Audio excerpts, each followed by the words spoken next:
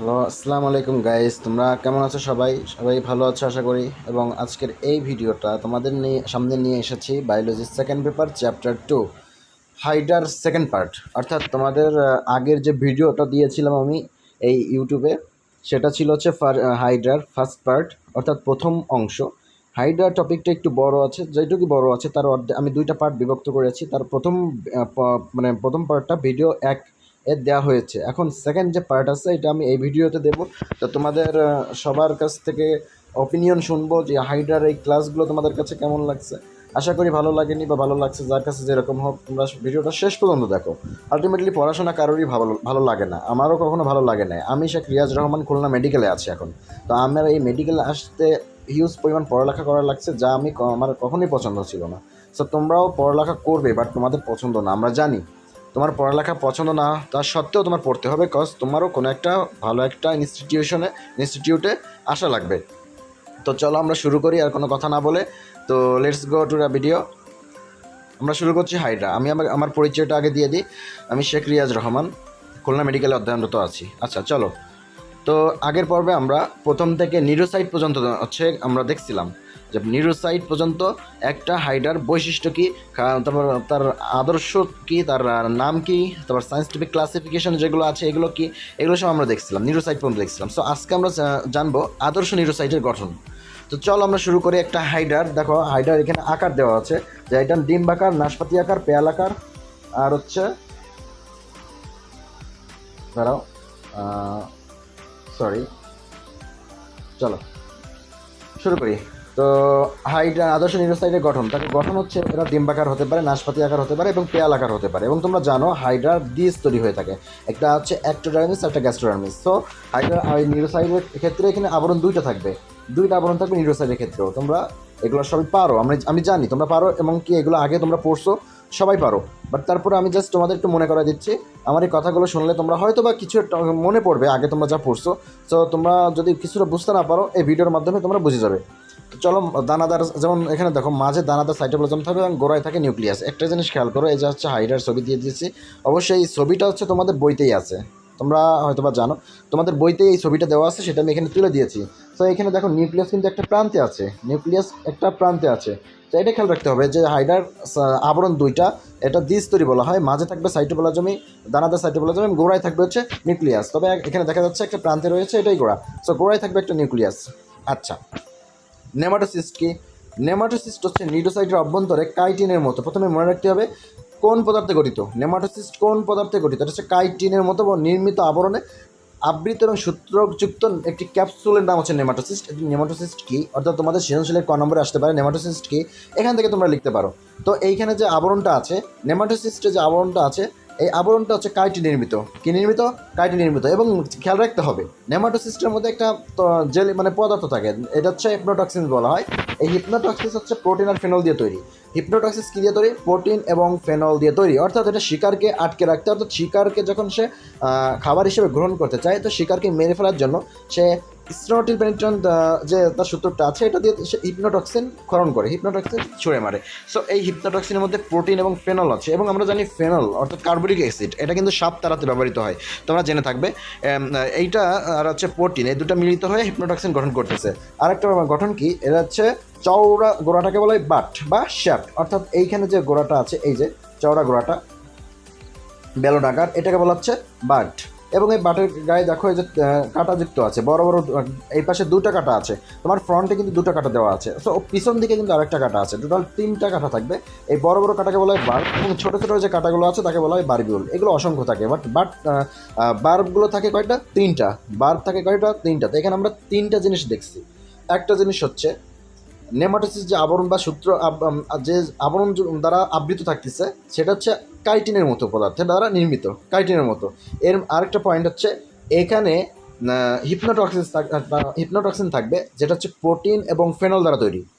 আচ্ছা, এবং এটার উপরে একটা বার থাকবে, এটা বেলুন আকার দেখতে হবে, এবং 3টি বার থাকবে, অর্থাৎ বার হচ্ছে কাটা, আবার সর্পিল আকার অসংখ্য বারবিওল থাকবে। বারবিওলও কাটা, মানে ছোট ছোট যে কাটাগুলো আছে এগুলোকে বলা হচ্ছে বারবিওল। আচ্ছা, অপারকুলাম, অপারকুলাম মানে হচ্ছে ঢাকনা, এটা উন্মুক্ত অবস্থায় ছড়ে যাবে, উন্মুক্ত অবস্থায় ছড়ে যাবে, অর্থাৎ শিকার যখন ধরবে এই বারটা উপরে উঠে আসবে, শিকার যখন ধরবে বাট উপরে উঠে আসবে, সূত্রক নিক্ষিপ্ত হবে, তখন এখানে তো একটা ঢাকনা দেওয়া আছে, এই যে হচ্ছে ঢাকনা, এই ঢাকনাটা তখন যদি থাকে তখন তো আর বাট খুলতে পারবে না বা সূত্রক বেরোতে পারবে না। সো এইখানে যখন শিকার আসবে, সূত্রক বেরোতে চাইবে, তখন বাটটা খুলে পাশে ছড়ে যাবে, তখন সূত্রক বাইরে বেরিয়ে আসবে। আশা করি তোমরা বুঝতে পেরেছো। পরের স্লাইডে যাই।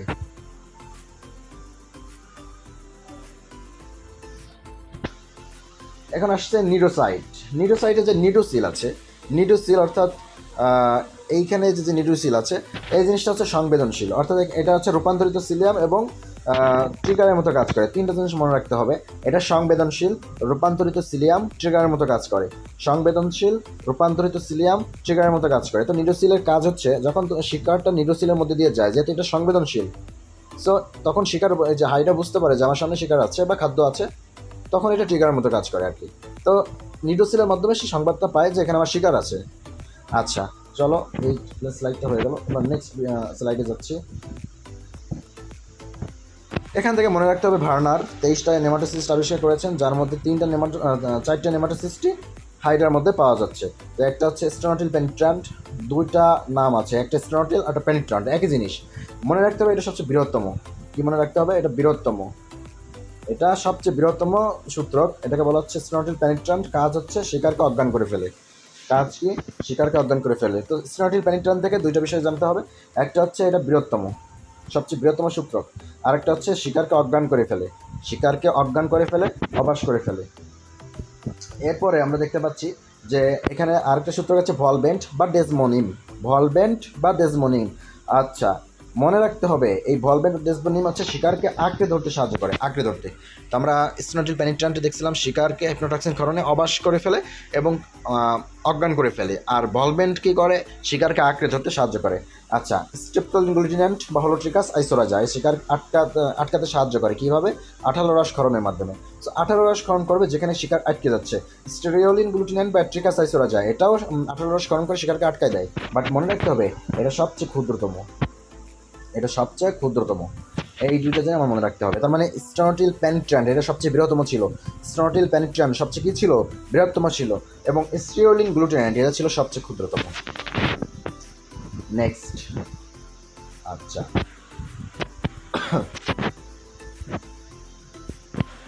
নেমাটোসিস্ট এর যে সূত্রক আছে, এই সূত্রক নিক্ষেপের কৌশল, এই সূত্রকটা কিভাবে নিক্ষিপ্ত হবে একটু আগে বলেছি। শিকারের সন্ধান যখন পাবে তখন নিউরোসিল উদ্দীপ্ত হবে। একটু আগে বলছি নিউরোসিল সংবেদনশীল ছিল, ট্রিগারের মতো কাজ করে, এটা রূপান্তরিত সিলিয়াম।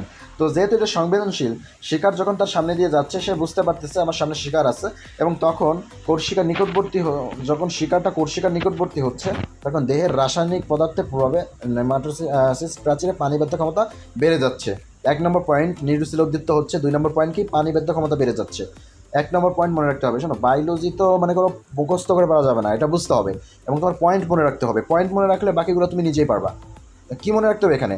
এখানে মনে রাখতে হবে শিকার যখন আমি নিউরোসেলের সামনে দিয়ে যাচ্ছে, নিউরোসেল উদ্দীপ্ত হচ্ছে। 2nd পয়েন্ট, পানিবাধ্য ক্ষমতা বেড়ে যাচ্ছে। 3rd পয়েন্ট, পলিগামা গ্লুটামেট ক্ষরণ হচ্ছে। পলিগামা গ্লুটামেট হচ্ছে একটা রাসায়নিক পদার্থ। এই পলিগামা গ্লুটামেট ক্ষরণ হবে, পানিবাধ্য ক্ষমতা যখন বেড়ে যাচ্ছে এই থলি থেকে কী হবে? পলিগামা গ্লুটামেট ক্ষরণ হচ্ছে। এরপরে নিউরোসিল শিকার নিউরোসিল স্পর্শ করছে এবং স্পর্শ করার সাথে সাথে অপারকুলাম খুলে যাচ্ছে। তাহলে অপারকুলাম খুলে যাচ্ছে। তো এখানে আমি আরও 2টা পয়েন্ট অ্যাড করব। প্রথম পয়েন্ট, নিউরোসিল উদ্দীপ্ত হচ্ছে। 2nd পয়েন্ট, পানিবাধ্য ক্ষমতা বেড়ে যাচ্ছে। 3rd পয়েন্ট, পলিগামা গ্লুটামেট ক্ষরণ হচ্ছে। 4th পয়েন্ট, শিকার যখন নিউরোসিল স্পর্শ করতেছে অপারকুলাম খুলে যাচ্ছে। আচ্ছা, এই বিষয়টাকে এতটাই কঠিন, তোমরা কি বুঝতে পারতেছো? দেখো, নেমাটোসিস সূত্রক নিক্ষেপের প্রক্রিয়া কৌশল অনেক কিছু লেখা আছে, সব তোমাদের পড়তে হবে, সবই লিখতে হবে, বাট তোমাদের মনে রাখার জন্য এখানে 4টে পয়েন্ট এ পর্যন্ত আমি তোমাদের মনে রাখার জন্য 4টে পয়েন্ট ব্যবহার করতেছি। একটা, প্রথম পয়েন্ট, নিউরোসিল উদ্দীপ্ত হবে। 2nd পয়েন্ট, পানিবাধ্য ক্ষমতা বেড়ে যাবে। 3rd পয়েন্ট, পলিগামা গ্লুটামেট মানে ক্ষরিত হবে। এবং 4th পয়েন্ট, এই নিউরোসিল যখন শিকার স্পর্শ হলো অপারকুলাম তখন খুলে গেল, অপারকুলাম যখন খুলে গেল পানি প্রবেশ করলো। আচ্ছা, অপার কলাম খুলে গেল তখনই ভিতরে পানি প্রবেশ করতে পারবে। কারণ আমরা জানি হাইড্রা থাকে পানির ভিতরে, অর্থাৎ পুকুরের ভিতরে বা নদী নালা এসব জায়গায়। তো হাইড্রা যখন অপার কলাম খুলে গেছে, পানি প্রবেশ করছে, তখন তার মধ্যে পানির যে চাপ আছে, হাইড্রোস্ট্যাটিক চাপ, এটা বেড়ে যাচ্ছে। তো হাইড্রোস্ট্যাটিক চাপ বেড়ে যাচ্ছে এবং সেই প্রেশারের কারণে সূত্রক বাইরে নিক্ষিপ্ত হচ্ছে। তো এইখানে আমরা আরও দুইটা পয়েন্ট পড়লাম, এই 6টা পয়েন্ট। এই 6টা পয়েন্ট মনে রাখতে পারলে সূত্রক নিক্ষেপ কৌশল তোমাদের জন্য ইজি হয়ে যাবে। 1 নম্বর পয়েন্ট, নিউরোসিল উদ্দীপ্ত হচ্ছে। 2 নম্বর পয়েন্ট, পানিবাদ্য ক্ষমতা বেড়ে যাচ্ছে। 3 নম্বর পয়েন্ট, পলিগামা গ্লুটামেট হচ্ছে খরিত হচ্ছে। 5 নম্বর পয়েন্ট, 4 নম্বর পয়েন্ট, যেকাল নির্দেশ স্পর্শ করালে অপার কলম খুলে যাচ্ছে। আচ্ছা, অপার কলম খুলে গেলে হাইড্রোস্ট্যাটিক চাপ বেড়ে যাচ্ছে, এটা হচ্ছে 5 নম্বর পয়েন্ট। 6 নম্বর পয়েন্ট, সূত্রক বেরিয়ে যাচ্ছে, সূত্রক ক্ষিপ্ত করতে বেরিয়ে যাচ্ছে। তোমরা আশা করি বিষয়টা বুঝতে পেরেছো। আমরা চলো নেক্সট পড়াশোনায় যাই। এবং তোমরা যদি বুঝতে না পারো ভিডিওটা একটু টেনে নাও, পিছন দিকে টেনে নিয়ে আবার ভিডিওগুলো দেখা শুরু করো, আশা করি বুঝতে পারবে। আচ্ছা, আরেকটা জিনিস মনে রাখবো, এটা সবচেয়ে ইম্পর্টেন্ট, সূত্রক যেটা একবার নিক্ষিপ্ত হচ্ছে সেটা আর ফিরে আসবে না। আচ্ছা, আমাদের এই যাচ্ছে হাইড্রা, এই যে মনে করো সূত্রক, এই যে সূত্রক দ্বারা এই যে শিকার এটা ধরছে, এই সূত্রক দ্বারা এই শিকার ধরছে। সো শিকার ধরার সময় শিকারকে সে যখন মুখ দিয়ে খেয়ে দিচ্ছে, আমরা একটু পরেই পড়বো, শিকারকে খাওয়ার সাথে সাথে তার এই যে কর্ষিকা দিয়ে ধরছে, কর্ষিকাও সে নিজে খেয়ে ফেলে। সো সূত্রক একবার নিক্ষিপ্ত হলে নিউরোসাইটে ফিরিয়ে আনা যাবে না, খাদ্যবস্তুর সাথে হজম হয়ে যাবে, এটাই আমার এখানে বোঝাচ্ছে। অর্থাৎ খাবার যে কর্ষিকা দিয়ে ধরছে, এই সূত্রক দিয়ে ধরছে, এই সূত্রকটা একবার যদি সে যে সূত্রক দিয়ে ধরবে, সেই সূত্রকটা খাদ্যের সাথেই হজম হয়ে যাবে, সেকেন্ডবার আর নিউরোসাইটে ফিরে যাবে না। এবং 48 ঘন্টার মধ্যে ইন্টারস্টিশিয়াল কোষ দ্বারা নিউরোসাইট সম্পূর্ণ নিউরোসাইট সৃষ্টি হচ্ছে, নতুন নিউরোসাইট, এইভাবে নিউরোসাইট পুনঃস্থাপিত হচ্ছে। অর্থাৎ তোমরা যে বুঝতে পারছো যে আমরা একটু আগে বললাম যে সূত্রক একবার নিক্ষিপ্ত হলে নিউরোসাইট আর ফিরিয়ে আনা যায় না। তো এই সূত্রকটা কোথায় হয়ে যায়, কি হয়ে যায়, হজম হয়ে যায়। এই সূত্রকটা যখন হজম হয়ে যাচ্ছে, তো এইভাবে করে আরেকটা শিকার ধরলো, এটা আবার হজম হয়ে যাচ্ছে, আরেকটা শিকার ধরলো, এটাও হজম হয়ে যাচ্ছে। কোনো এক সময় সূত্রক একদম জিরো লেভেলে চলে যাবে। তখন তার খাবার খাওয়া বা হাইড্রার যে ধর্মটা, এটার হলো না। তো এই নতুন করে সূত্রকটা আবার জন্ম নিতে হবে। তো এই সূত্রকটা জন্ম নিচ্ছে কার মাধ্যমে, ইন্টারস্টিশিয়াল কোষ দ্বারা। অর্থাৎ আমরা শুরুতেই পড়ছি, আগের ভিডিওতে পড়ছি, হাইড্রার একটা পুনরুৎপত্তি ক্ষমতা আছে। এই পুনরুৎপত্তি ক্ষমতা কার মাধ্যমে হয়, ইন্টারস্টিশিয়াল কোষ দ্বারা হয়। তো এই ইন্টারস্টিশিয়াল কোষ দ্বারাই সে আবার নতুন করে সূত্রক তৈরি করবে। এটা কত সময়ের মধ্যে, 48 ঘন্টার মধ্যে। কত সময়, 48 ঘন্টা। কত সময়, 48 ঘন্টা। চলো আমরা হাইড্রার একটোডার্মিস কোষ মানে স্তরে 7টা কোষ দেখছিলাম। একটা হচ্ছে পেশি আবরণী কোষ, ইন্টারস্টেশিয়াল কোষ, তারপর হচ্ছে গ্রন্থি কোষ দেখছিলাম, সংবেদী কোষ দেখছিলাম, জনন কোষ দেখছিলাম, নিউরোসাইট কোষ দেখছিলাম, এগুলো দেখছিলাম। আরও কি আরও মেবি হবে, এরকম টোটাল 7টা মেবি দেখছিলাম। বাট গ্যাস্ট্রোডার্মিসে 5টা কোষ আছে, কোন 2টা কোষ নেই? আমরা মনে রাখতে বলছিলাম জনি দ্বারা, জতে জনন কোষ, নিতে নিউরোসাইট, এই 2টা কোষ গ্যাস্ট্রোডার্মিসে নেই। আশা করি বুঝতে পেরেছো, গ্যাস্ট্রোডার্মিসে এই 2টা কোষ থাকবে না। তবে প্রথমটা পেশি আবরণী কোষ, যার আরেকটা নাম পুষ্টিকোষ, এই পুষ্টিকোষটা থাকবে গ্যাস্ট্রোডার্মিস, যে ত্বকটা আছে অন্তঃত্বক, এটা হচ্ছে পুষ্টিডার্মিস, মানে পুষ্টিকোষ থাকবে। এই পুষ্টিকোষের কাজ কি, পুষ্টি দিবে। পুষ্টিকোষের কাজ হচ্ছে পুষ্টি দিবে। এবং এই পুষ্টিকোষে 2 ধরনের কোষ পাওয়া যায়, একটা ফ্লাজেলীয় কোষ, একটা ক্ষণপদীয় কোষ। এই ক্ষণপদীয় হচ্ছে 1 থেকে 4টি ক্ষণপদীয় কোষ থাকে। এবং তোমরা অথবা এটা পড়ার পরে দেখছো যে আমাদের সিলেন্টারন, হাইড্রোজেন সিলেন্টারন আছে, সেখানে এই খাদ্য পরিপাকের ক্ষেত্রে ফ্লাজেলীয় কোষ এবং ক্ষণপদীয় কোষের ব্যবহার রয়েছে। তো সেটা আসে কোন জায়গাতে, পুষ্টিকোষ থেকে আসে। আচ্ছা, কাজ কি? কাজ হচ্ছে সংকোচন প্রসারণ করে দেহকে সরু বা মোটা করবে, স্প্রিং টাইমের মতো কাজ করে, খাদ্য কণাকে ক্ষুদ্র কণায় পরিণত করলো, মুখপথে পানি প্রবেশ করালো, ক্ষণপথে খাদ্যকণা পরিপাক করালো। তো একটু আগে বলছি যে এরা সিলেন্ডারে খাদ্যকণা পরিপাকের হিসেবে হেল্প করবে। তো এখানে 5টা কাজ দেওয়া আছে, তোমরা এই 5টা পড়ে নিবা। একটা হচ্ছে সংকোচন প্রসারণ, স্প্রিংটার মতো কাজ করবে, খাদ্যবস্তু ক্ষুদ্রকণায় পরিণত করবে, ক্ষণপদীয় কোষ দ্বারা খাদ্যবস্তু পরিপাক করবে এবং মুখ ছিদ্রপথে পানি প্রবেশ করাবে। একটা জিনিস খেয়াল করো, ফ্লাজেলীয় যে কোষ আছে, ফ্লাজেলীয় কোষের পিছনে কিন্তু লেজের মতো আছে, বা এরকম তোমরা তো এটা জানো, লেজের মতো আছে বা দাঁতের মতো আছে। এই জিনিসটা দ্বারা খাদ্যবস্তুকে টুকরো টুকরো টুকরো টুকরো করে ফেলায়, খাদ্যবস্তুকে টুকরো টুকরো করে ফেলায়। এবং ক্ষণপদীয় কোষ দ্বারা সে খাদ্যবস্তুকে পরিপাক করলো। তো এই যে পুষ্টিকোষের যে কাজ আছে, তোমরা অবশ্যই সেটা বুঝতে পেরেছো যে ফ্লাজেলীয় কোষ দ্বারা খাদ্যকণা ক্ষুদ্রকণায় পরিণত হচ্ছে, ঘনপদীয় কোষ দ্বারা খাদ্যকণা পরিপাক হচ্ছে এবং ছিদ্রপথে পানি প্রবেশ করতেছে, স্প্রিংটারের মতো কাজ করতেছে। এই প্রত্যেকটা জিনিস কিন্তু গ্যাস্ট্রোডার্মিসের পুষ্টিকোষ করাচ্ছে। এরপরে আছে গ্রন্থিকোষ। এখানেও দেখো দুটা ধরনের ইয়ে আছে, মিউকাস ক্ষরণকারী আর এনজাইম ক্ষরণকারী। এখানে তোমরা জানো যে মিউকাস ক্ষরণ করলে খাদ্য পিচ্ছিল হচ্ছে, এনজাইম ক্ষরণ করলে খাদ্য পরিপাক হচ্ছে। আমরা এটা জানি যে এনজাইম খাদ্য পরিপাক করতে সাহায্য করতেছে এবং মিউকাস কিন্তু একটা পিচ্ছিল পদার্থ। সো পিচ্ছিল পদার্থ যেমন আমাদের জিভে থেকে লালা, আমরা খাবার খাইলে লালার মাধ্যমে প্রক্রিয়াজাত হয়ে এবার পিচ্ছিলিত হয়ে আমরা খেয়ে ফেলতেছি। সো তাদের এই মিউকাস আছে, মিউকাসটার মাধ্যমে খাদ্য পিচ্ছিল হচ্ছে, সে গলারোধকরণ করতেছে এবং এনজাইম যে ক্ষরণ হচ্ছে, এনজাইম তার পরিপাকে সাহায্য করতেছে। আশা করি বিষয়টা ক্লিয়ার। আচ্ছা, হাইডার দুইটা ধরনের কোষ আছে, একটা হচ্ছে এক্টোডার্মিস আর একটা গ্যাস্ট্রোডার্মিস, এবং এছাড়া আরেকটা অকোষীয় পদার্থ মানে অকোষীয় স্তর আছে, এর নাম মেসোগ্লিয়া। তোমরা প্রথম ভিডিওতে শিখছো এবং প্রথম ভিডিওতে জানো যে আমাদের মানুষ বা বিভিন্ন মামালিয়া প্রাণী বা বিভিন্ন ধরনের প্রাণী, এদের তিনটা জাতের স্তর আছে। তার একটা হচ্ছে এক্টোডার্ম, একটা মেসোডার্ম, একটা এন্ডোডার্ম। তো মাঝখানে থাকে মেসোডার্ম। কিন্তু এই হাইডার ক্ষেত্রে বাইরের স্তর হচ্ছে এক্টোডার্ম, ভিতরের স্তর হচ্ছে এন্ডোডার্ম বা গ্যাস্ট্রোডার্ম, বাট গ্যাস্ট্রোডার্মিস, বাট মাঝে থাকে মেসোগ্লিয়া। বাট এই মেসোগ্লিয়া কিন্তু অকোষীয় স্তর, এটা কোনো কোষীয় না, যার কারণে এটাকে তিনটি স্তর ধরা হয় না, এটাকে দুইটা স্তর ধরা হয়। আচ্ছা, সংবেদী কোষ আছে, এক্টোডার্ম থেকে উৎপন্ন হচ্ছে, গ্যাস্ট্রোডার্মিস এন্ডোডার্ম থেকে উৎপন্ন হচ্ছে। আচ্ছা, একটা জিনিস খেয়াল করো, এপিডার্মিস বাইরে থাকে, সো এক্টোডার্ম থেকে উৎপন্ন হচ্ছে, গ্যাস্ট্রোডার্মিস ভিতরে থাকে, সো এন্ডোডার্মিস থেকে উৎপন্ন হচ্ছে।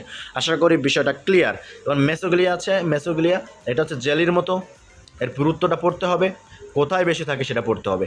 মেসোগ্লিয়ার তিনটা টার্ম, জেলির মতো থাকতে হবে এবং সবচেয়ে পুরু থাকবে কোথায়, এর কাজ কি, যান্ত্রিক প্রসারণে সাহায্য করে এবং কোষিকাকে নমনীয়তা দান করে এবং পুরুত্ব পড়তে হবে। তো কোথায় বেশি থাকে, পদচাকতিতে। পদচাকতিতে কি বেশি থাকে, মেসোগ্লিয়া বেশি থাকে। তো কাজ কি, কাজ একটু আগে বললাম যে অবলম্বন দান করছে, নমনীয় কঙ্কাল হিসেবে কাজ করছে, ভিত্তিরূপে কাজ করছে, এইগুলো।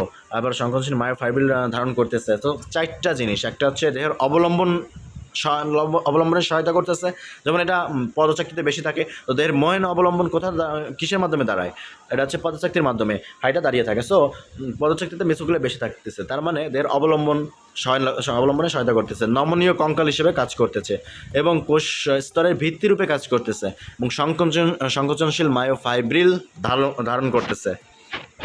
আশা করি বিষয়টা ক্লিয়ার। আচ্ছা, সিলেন্টেরন। এই সিলেন্টেরনের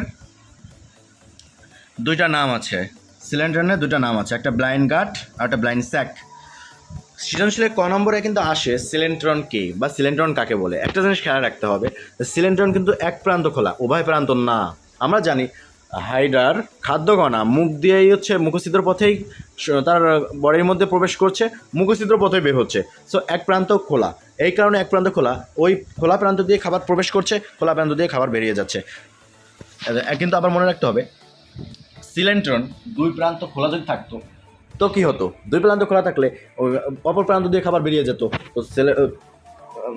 তো হাইডার কোনো রেচন অঙ্গ তেমন নেই, মুখছিদ্র পথেই রেচন হয়, ক্রিয়া সম্পন্ন হয়, এই কারণে আর কি এক প্রান্ত খোলা বলা হচ্ছে। আর খাবার যে পরিপাক হচ্ছে, দুই রকমের পরিপাক হয়, একটা হচ্ছে বহিঃকোষীয় পরিপাক, একটা হচ্ছে অন্তঃকোষীয় পরিপাক। একটু পরে আমরা দেখবো, এখন আমরা দেখতেছি যে এইখানে যে পয়েন্টটা আছে, এখানে পরিপাক সম্পর্কে কিছু বলা আছে। তো খাদ্যকণা ক্ষুদ্রকণায় পরিণত হচ্ছে, তো এবং পানি প্রবাহের সাথে এক প্রান্ত থেকে অন্য প্রান্তে প্রবাহিত হচ্ছে। তো কি, এবং খেয়াল করো খাদ্যকণা আমরা যে খাবার খাচ্ছি, যে একটু এর পরের যে অধ্যায় আছে মানব দেহের যে পরিপাক এগুলো যে আছে, তো মুখছিদ্র লালা, আমাদের লালায় থাকে হচ্ছে ট্রায়ালিন মল্টেজ, এই যে এনজাইমগুলো আছে, এই খাদ্যকণাকে পরিপাক করতে সাহায্য করতেছে। এরপর আমাদের পাকস্থলীতে কিছু এনজাইম আছে বিভিন্ন রকমের খাদ্যকে পরিপাক করার জন্য।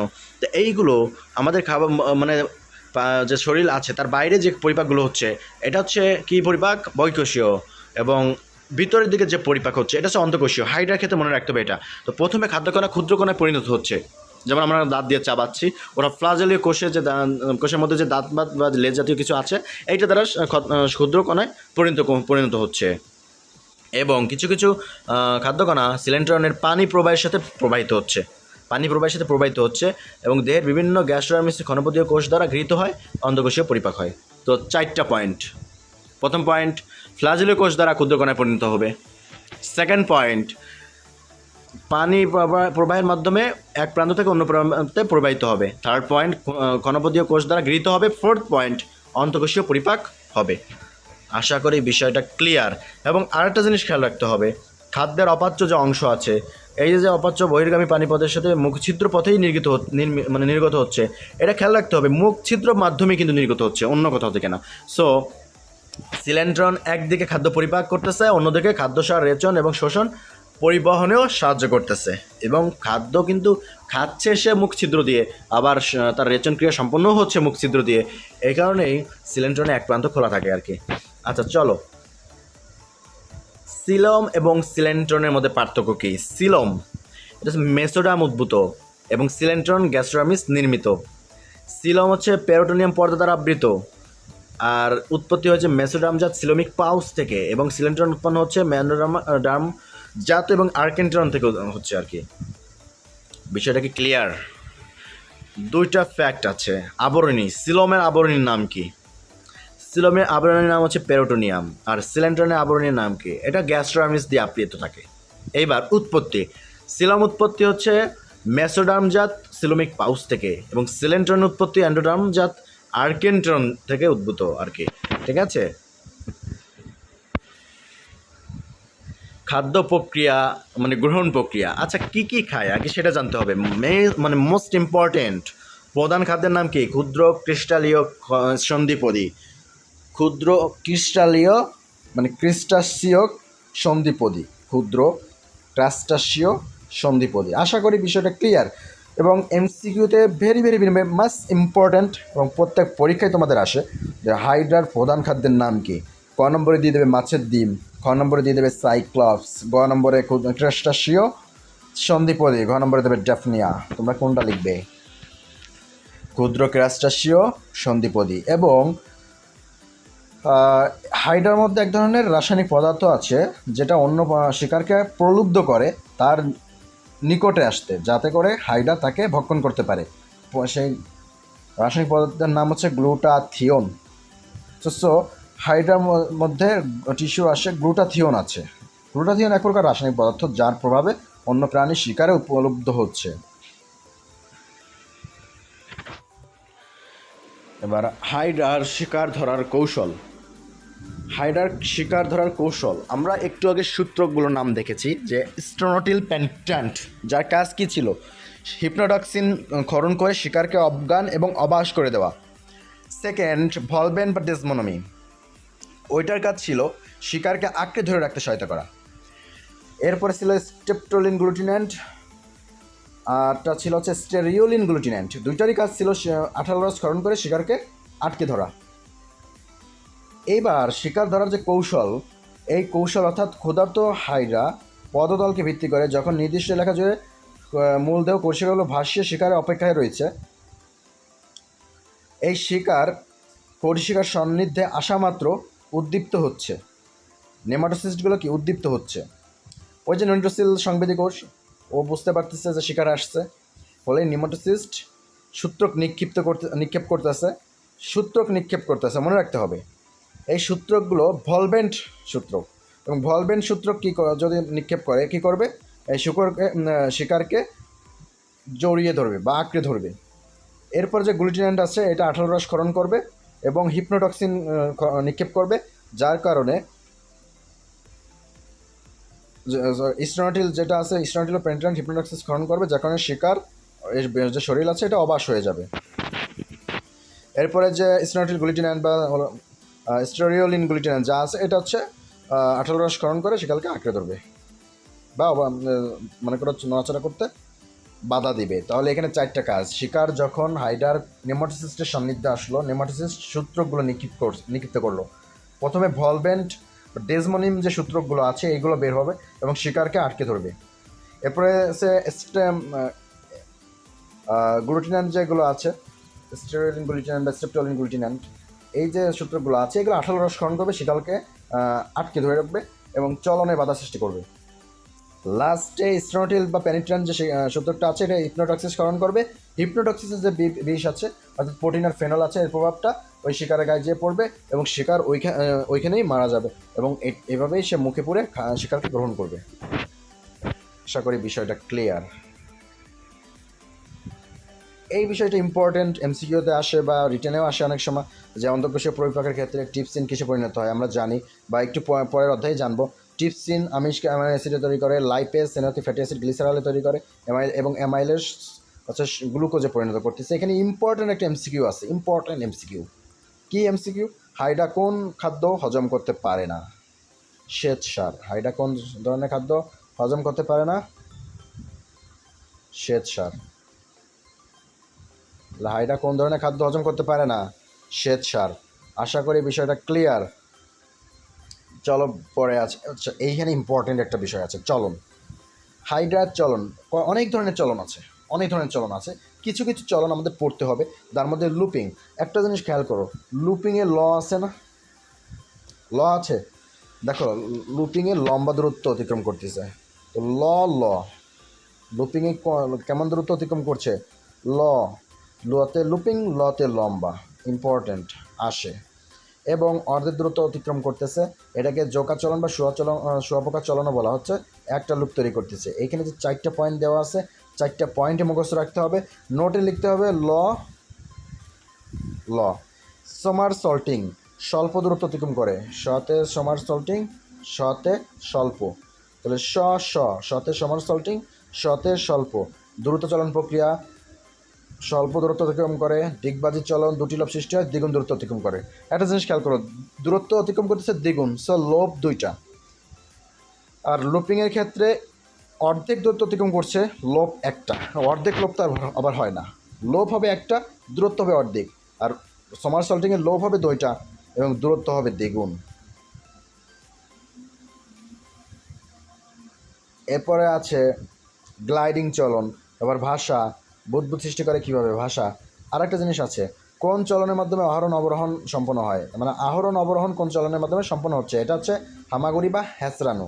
হামাগুড়ি, হ্যাঁচড়ানো। এবং হাইড্রা কোন পানি পছন্দ করে? শীতল পানি। কত তাপমাত্রার? 20°C তাপমাত্রার।